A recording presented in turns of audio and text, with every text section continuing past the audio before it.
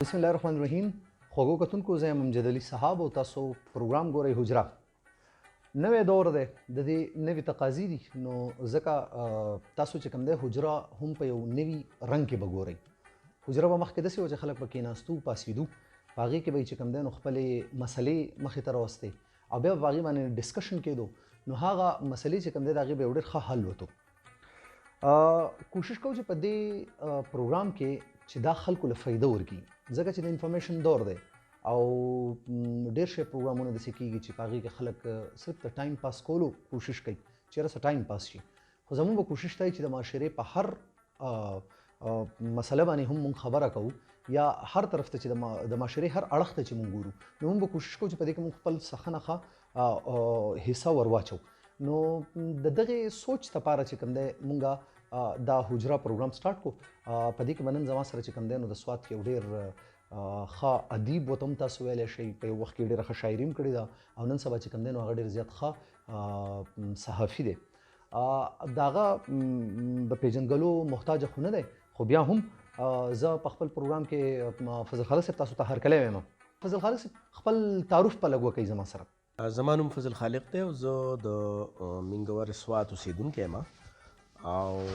د پیشې په لحاظ باندې زه د ډان اخبار سره کار کوم. د لیک لوست سره مې تعلق دی او لږ ډېر څه د انټرنیټ په لاره،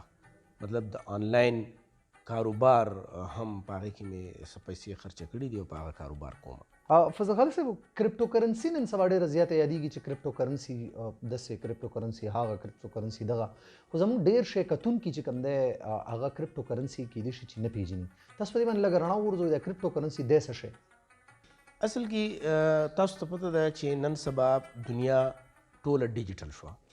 مطلب دا دی چې که هغه اغستل کې سودا اخلي، سودا خرڅې، سبق وی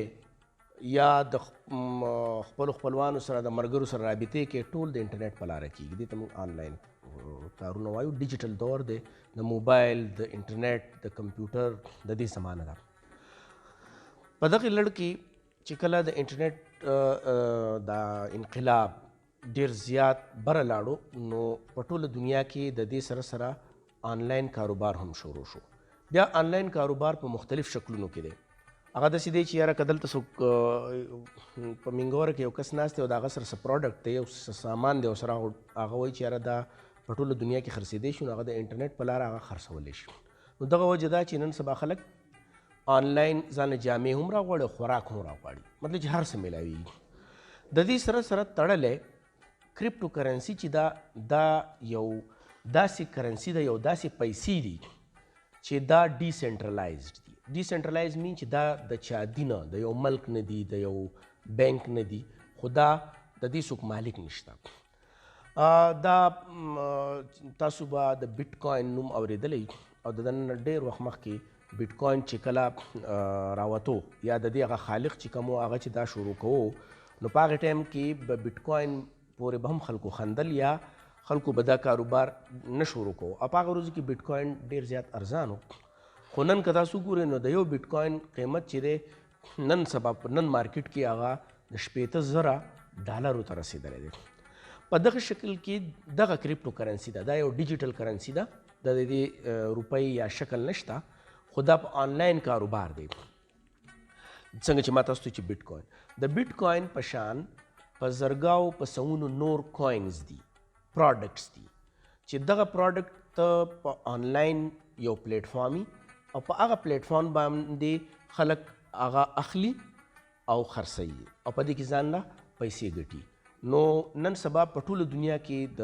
کرپټو کرنسي کاروبار چې دی دا ډېر زیات چلیږي او په پاکستان کې هم د کرپټو کرنسي کاروبار چې دی په خاص کر په دې نوي نسل کې، په ینګ کول کې ډېر زیات مقبول دی او خلک پکې ځان له په کور کې ناست. په جاپان کې یو سړی هغه په 8 کاله په خپل بیټ کې ناسو او هغه اوس بلیونیر شوی دی او د دنیا په مالدارو سړو کې شامل دی د دغه کرپټو کرنسي په لحاظ. فضل خالق صاحب د دې لپاره پلیټفارمز موږ څه استعمالولی شو؟ تاسو په دې باندې که لږه رڼا وغورځوئ، ډېره مننه به وي. ګوره تاسو ته پته ده چې څنګه چې مونږ آنلاین د ملګرو سره چیټ کو خبرې کو هغه که په ټیکسټ کی هغه که په ویډیو کی هغه که په آډیو کی نو د هغې دپاره په موبایل کې زموږ سره مختلف سافټویر دي اپلیکیشنز چې ورته موږ وایو لکه واټساپ یو اپلیکیشن دی فیسبوک ستا سره یو اپلیکیشن دی داسې وایبر دی وی چیټ دی ټیلیګرام دی که نه داسې ډېر شی ټویټر دی نو د دې کاروبار دپاره هم خپل اپلیکیشنز دي چې په هغې کې بایننس دی کوین بیس دی روبن هوډ دی داسې ډېر شی اپلیکیشنز دي چې په ټوله دنیا کې هغې باندې هغه خلک په خپل موبایل کې هغه ځان له ډاونلوډ کړي او په هغې کې خلک ځان له دغه د کریپټو کرنسۍ کاروبار کوي. فضل خالد صاحب تاسو په خپل تاسو چې کوم کاروبار کوئ نو دا په کوم پلیټ فارم کوئ؟ په پاکستان کې یا زمونږ په دې بلکې زیاتره په دنیا کې چې کوم ډېر مشهور اپلیکیشنز دي چې په هغې کې یو نوم د بایننس دی لکه څنګه چې کوین بیس دی اس اف پی دی ډېر شی دي داسې ډېر شی دي خو بایننس یو داسې اپلیکیشن دی چې په هغې کې هغه مونږ داسې ګڼو چې ډېر زیات ریلایبل هم دی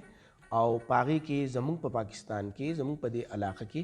ډېر زیات خلک دغه کاروبار کوي نو د دې دپاره هغه بایننس اپلیکیشن چې دی هغه د پلی سټور نه یا د هغه چې کوم د موبایل کې سټور وي هغې نه خلک ځان له ډاونلوډ کړي فری اف کاسټ او په هغې کې خپل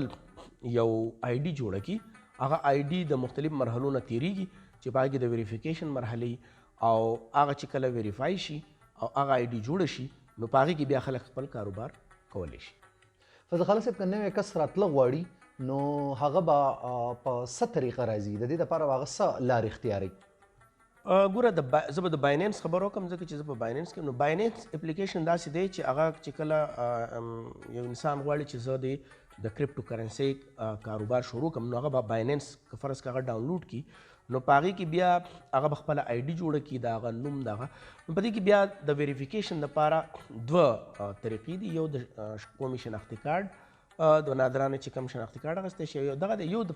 پاسپورټ طریقه ده نو چې د کله سړی په دې کې آی ډي جوړوي هغې کې د هغه سره په موبایل کې پکار ده چې خپل پټوي یو یا په هغه ټایم وویستی شي ورسره د خپل شناختي کارډ د دواړو مخونو نقلونه یا د پاسپورټ د یو اولني پیج نقلي نو دا ستانه د ویریفیکیشن نه مخکې د آی ډي جوړولو په ټایم کې دا غواړي چې دا اپلوډ کا او ورسره د ویریفیکیشن لپاره یو کیمرا آن کیږي او هغه لایو هغه کیمرا هغه ګوري یو ډیجیټل انټیلیجنس سیستم باندې او هغه چې کله ویریفای شي نو بس بیا سړی په دې کې کاروبار کولی شي. فضل خان صاحب د ډېرو خلکو دا خیال دی بلکې دا د هغوی په ذهن کې دا خبره نښتې ده چې د کریپټو کرنسي چې کوم دی دا کاروبار به حلال وي نو ستاسو په دې باندې چې خپل کم نظر دی هغه څه دی؟ ګوره په دې باندې داسې ده چې د بایننس کوم کاروبار دی په دې کې دوه طریقې دي دوه په بایننس کې یا په کریپټو کرنسي کې په هر کریپټو کرنسي کې دوه قسمه کاروبار کې یو ته موږ سپاټ کې کاروبار وایو یو په فیوچر کې داسې چې تا مثال $100 باندې یو پروډکټ واغست یو کوین واغستو او ته یې چې یاره په دې کې زه لسچوندو ګټم شلچوندو ګټم لکه 5x 10x که نه او هغه په هغې له ته یو ریټ ورکړې او هغه چې هغه ریټ له ورسي هغه فیګر له یا هغه لیمټ له ورسي نو هغه به تعالی مثال که تا $100 لګولي نو هغه به تعالی که تا به 10x لګولی نو هغه به 1000 شي. په دغې کې د مولیانو یا د مفتیانو اختلاف شته هغه وایي چې یار دا د جوارې مثال دی دغه فیوچر کې که فرض که دغه لیول ته لیمټ ته ونه رسېدو دا ستاسو را ریټ نو هغې ته لیکویډ بیا لاندې راکوشي هغې ته لیکویډیشن وایي هغه ټولې ستا پیسې غرقولی شي. په دې کې بله یو طریقه ده هغې ته وایي سپاټ ډېره زیات سیف طریقه ده او په هغې کې انسان لږه ګټه کوي خو څنګه چې په مارکیټ کې کاروبار دی هغې کې خلک یو پروډکټ والي او چې په کومه بیه یې والي د هغې نه لږ سیوا بیه باندې هغه خرڅ ته ولګوي او چې کله هغه مارکیټ هغه ریټ ته ورسي نو هغه خرڅ شي. په دغه کې په دې کاروبار کې هم ګټه ده هم تاوان دی. فضل خالد صاحب یوټیوب یعنی دور خو مونږ ته پته ده چې یو جدید دور دی هر څه چې کوم دی نو دا په یوټیوب باندې پراته دي چې څه مسله ده ګوګل ته ځئ او یوټیوب ته ځئ آیا د کریپټو کرنسي یا د کم چې بایننس تاسو یاد کو د دې په حوالې سره په یوټیوب باندې څه ویډیوز شته که فرض که یو کس داسې زما په شانتې کم فهمه سړی او هغه راتله غواړي نو هغه د یوټیوب نه خپل سلا ځان ته ویستی شي؟ بالکل په یوټیوب باندې ډېر شی خلک داسې دي، ډېر شی ځوانان داسې دي هلکان جنکۍ چې هغو د یوټیوب چینلې جوړې کړي دي او هغه باقاعده خلکو ته د هغې هغه طریقه هم ښیي، د اکاونټ کولولو طریقو ته هم ښیي، د کاروبار د کولو طریقو ته هم ښیي، په دې کې چې کم انالیټکس دی، کم الګوریتم د دې نه شاته کار کوي هغه طریقه باندې هم پوه کوي. نو دا لکه داسې یو کاروبار نه دی چې هغې کې شاته څه نشته، د زده کړې دپاره پکې هر څه شته. غالب صاحب تاسو په خپله چې کوم دی د کرپټو کرنسي یا کوم کاروبار چې تاسو په بایننس کې کوئ د دې نه تاسو څومره مطمئن یې؟ یاره داسې ده چې زه وایم چې دا د نن دور ډېر اهم قدم دی او هغه که موږ وګورو چې په پاکستان کې د کرپټو کرنسي کاروبار چې و دا بین و. بیا په دې پاکستان کې د دې کرپټو کرنسي د آغاز کولو یا د فاونډر چې و هغه قرضه کاو هغه بیا په دې کې کیس وکړو، هغه کیس یې وګټو او بیا په پاکستان کې هم دا لیګل شو، خاص کر په خیبر پختونخوا کې دا لیګل دی او اوس د موږ په خبرونو کې مختلف دغه بلکې په ډېرو ریلایبل سورسز نه موږ ته پته ده چې د خیبر پختونخوا حکومت هم د کرپټو کرنسي یا د بیټ کوین مایننګ پلیټ فارمز دلته دوه لګولو اعلان یې کړی دی، هغه به لګوي. زه دا وایم چې د نن سبا هر هغه کس که هغه ډېر زیات ټایم خپل په فیسبوک ضایع کوي، په سوشل میډیا ضایع کوي، هسې د بې وجې لګیا یې څه فایده یې نه وي، خپل وخت هم خرابوي، خپل پیسه هم خرابوي، د هغې نه ښه دا ده چې هغه بایننس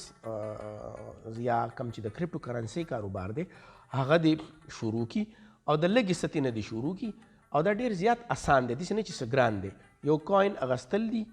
مارکیټ کې او هغه بیا په مارکیټ کې خرڅول دي په لږه سیوان، په دې هر سړی پوهېدی شي. زه وایم چې دا که هر یو سړی کوي نو د دې فضول د ټایم ضایع کول نه هم بچ شي او ځان له به د ورځې په میاشتې لږې ډېرې پیسې هم ګټي. نو دا یو ډېر زیات مفید او کارآمد کاروبار دی او ډېر خلک پکې ډېر زیات ځان له پیسې پیدا کوي. دغه شان زه هم دې کاروبار ته رامخامخ شوی یم، باید چې زما کشران چې وو، زما بچی چې وو یا زموږ نور کم کشران و شاګردان وو هغه زموږ نه مخکې په دې کې وو، هغو موږ ته ووایي چې یاره تاسو دا کاروبار شروع کړئ، تاسو پکې خوشحاله هم یې. بیا اول ما دې یارېدم ما چې چېرته زما پیسې ډوبې نه شي، خو بیا ما د یو 50,000 روپو نه دا کاروبار شروع کړو او چې کله ماته پته ولګېده چې دا ریلایبل هم دی، په دې کې خلک پیسې هم ګټلی شي. غالب صاحب په سوات کې د کرپټو کرنسي کمیونټي څومره ده؟ اصل کې داسې ده چې دا خبره زه ډېر زیات په یقین نشم ویلی چې څونه ده، ځکه تعداد مختلف، خو زما په زما په د سرکل کې د پیژنګلو چې کم خلک دی اوس پکې نور راوځي، زما ډېر وړوکی محدود سرکل دی، په هغې کې زه وایم چې د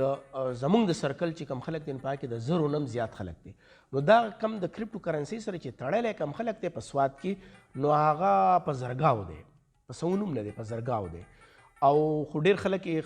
یو بل ته وایي او ډېر خلک یې نه وایي.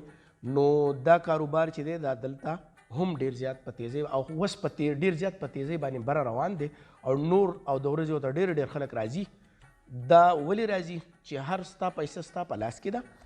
ته په خپله کاروبار کې په خپله به کې ته ګټه کې او که بیلې نو هم په خپله بیلې. داسې نه ده چې تا یو دریم کس له پیسې ورکړي دي او هغه ته ناستې او هغه کوي چې ما پکې وګټلې جو ټیک تاله به درکړي او که مې وبیللې جو پیسې دې ډوبې شوې یا وتښتېدو جو پیسې دې خالص ډوبې شوې، نو په دې کې داسې سیسټم نشته. خوږو کتونکو د دې سره زموږ پروګرام چې کوم دی نو هغه پای ته رسي. کوشش وکړو چې په حجره کې په را روان پروګرام کې چې کوم دی موږ نور هم دغه شانتې ښه او یعنې یو قسم له معلوماتي سره وړو او تاسو سره شریک کړو. د هغې پورې خپل کوربه له به اجازت ورکړئ. د لوی خدای پامان.